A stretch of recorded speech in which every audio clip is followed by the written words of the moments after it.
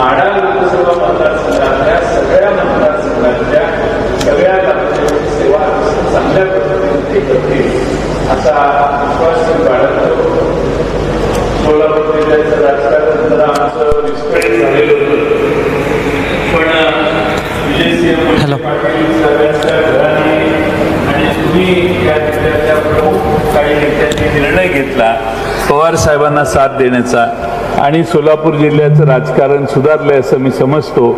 आणि म्हणून माढ्याचा आमदार देखील तुतारीचाच होणार अशी अपेक्षा मला पूर्णपणानं आहे. आमच्या सगळ्यांच्या वतीनं मला खात्री आहे की संजय बाबा कोकाटेंच्या ऑफिसमध्ये जाऊन बसलो होतो, ते तर स्वतःच पॅम्फलेट छापून वाटायला सुरुवात संजय बाबांनी केलेली आहे. त्यामुळं सगळे स्वतःच्या इच्छेनं पूर्ण कामाला लागलेले आहेत आणि ताकदीनं प्रचार करतायत. त्यामुळं लोकसभेच्या निवडणुकीच्या नंतर महाराष्ट्रातलं वातावरण बदलेल. काल 8 जागांच्या वर 26 तारखेला मतदान झालं. कार्यकर्ते तर आपलेच येणार सांगतात नेहमी, पण मी तिथल्या स्थानिक अधिकाऱ्यांशी बोलायच्यासाठी एका अधिकाऱ्याला जबाबदारी दिली. मी बोललो नाही, एका अधिकाऱ्याला सांगितलं, IAS अधिकाऱ्याला, जरा तू फोन करून विचार. तर त्याने मला सकाळी सांगितलं, साहेब मी कालपासून सगळीकडे चौकशी केली, 8च्या ठिकाणी शिवसेना, काँग्रेस, राष्ट्रवादी काँग्रेस यांचेच उमेदवार विजयी होतील असं संपूर्ण 8च्या 8 जागांवर वातावरण आहे. त्याच्या आधी पूर्व विदर्भाची इलेक्शन झाली 26 तारखेच्या आधी, मला वाटतं 22ला का 21ला झाली होती.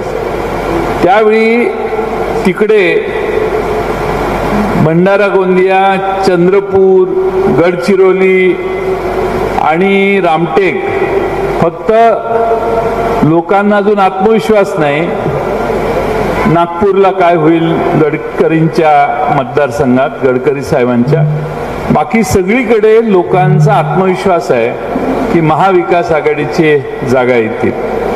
आज इथं वातावरण बघतोय, सातारला मी जाऊन आलो, सगळ्या मतदारसंघात अगदी रावेरपर्यंत जाऊन आलो.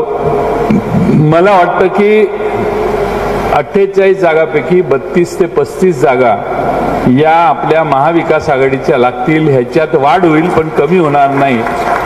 एवढं प्रचंड महाराष्ट्रातल्या जनतेने मनाशी निर्धार केलेला आहे की ज्यांनी स्वर्गीय बाळासाहेब ठाकरेंचा पक्ष फोडला, ज्यांनी शरद पवार साहेबांचा पक्ष फोडला, त्यांना अद्दल घडवायची म्हणून भारतीय जनता पक्ष आणि त्यांचे 2 मित्र जे नव्यानं गोळा केलेत, त्या सगळ्यांचा पराभव महाराष्ट्रात झालेला दिसेल असा मला विश्वास आहे.